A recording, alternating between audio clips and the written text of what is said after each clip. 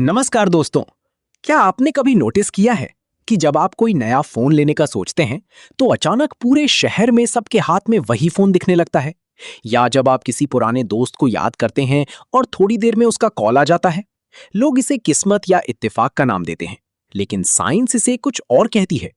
आज हम बात कर रहे हैं मैनिफेस्टेशन की, जो कोई जादू टोना नहीं, बल्कि हमारे दिमाग की वो पावर है जिसे हमने अभी तक ठीक से अनलॉक ही नहीं किया। इस पूरे प्रोसेस को समझने के लिए हमें अपने दिमाग के इंटरनल सर्च इंजन को समझना होगा, जिसे साइंस में रेटिकुलर एक्टिवेटिंग सिस्टम या RAS कहते हैं।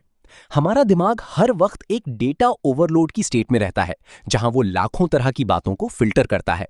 RAS वही फिल्टर है जो तय करता है कि आपकी कॉन्शियस अवेयरनेस तक कौन सी जानकारी पहुंचेगी।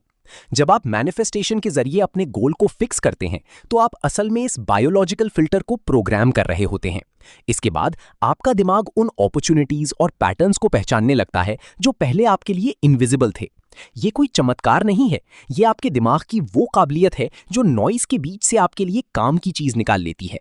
मैनिफेस्टेशन का दूसरा पिलर है न्यूरोप्लास्टिसिटी, जिसे डॉक्टर माइकल मर्जनिक जैसे न्यूरोसाइंटिस्ट्स ने रेवोल्यूशनलाइज किया है। उनकी रिसर्च कहती है कि हमारा दिमाग लोहे की लाठ नहीं, बल्कि क्ले की तरह प्लास्टिक है, जो हमारे फोकस्ड अटेंशन से अपनी फिजिकल मैपिंग बदल लेता है।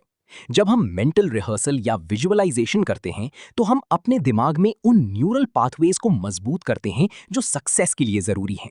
इस पर क्लीवलैंड क्लिनिक में डॉक्टर ग्वांग ये ने एक हैरत अंगेज स्टडी की, जहां पाया गया कि जो लोग सिर्फ मन में एक्सरसाइज का विविड विजुअलाइजेशन करते थे, उनकी मसल स्ट्रेंथ में 13.5% की बढ़ोतरी हुई, बिना वेट उठाए।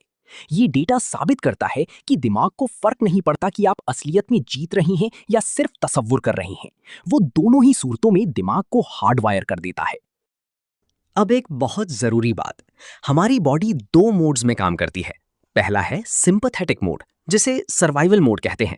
जब आप चिंता या डर में होते हैं तो दिमाग को लगता है कि कोई खतरा है। ऐसे में दिमाग सारा ब्लड फ्लो ब्रेन से हटाकर आपके मसल्स में भेज देता है, ताकि आप या तो लड़ सकें या भाग सकें। इसका नुकसान ये है कि आपका क्रिएटिव दिमाग शट डाउन हो जाता है। मैनिफेस्टेशन इस केमिस्ट्री को बदलता है। जब आप विश्वास के साथ अपना गोल विजुअलाइज करते हैं, तो आपका पैरासिम्पैथेटिक मोड एक्टिवेट होता है।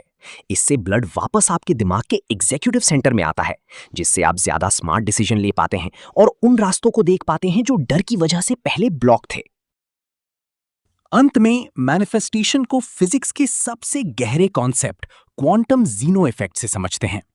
मिश्रा और सुदर्शन 1977 की रिसर्च के मुताबिक क्वांटम फिजिक्स में अगर हम किसी अनस्टेबल पार्टिकल को लगातार ऑब्जर्व करते रहें, तो वो पार्टिकल डीके करना बंद कर देता है।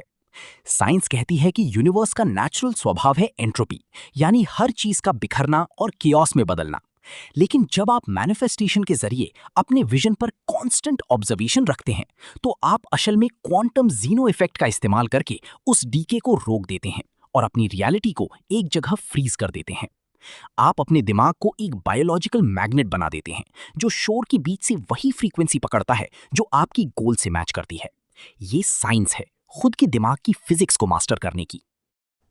अगर आपको लगता है कि ये वीडियो सिर्फ एक कोइंसिडेंस है कि ये आपकी फीड में आया, तो शायद आपका RAS पहले से ही सक्सेस की फ्रीक्वेंसी ट्यून कर रहा है।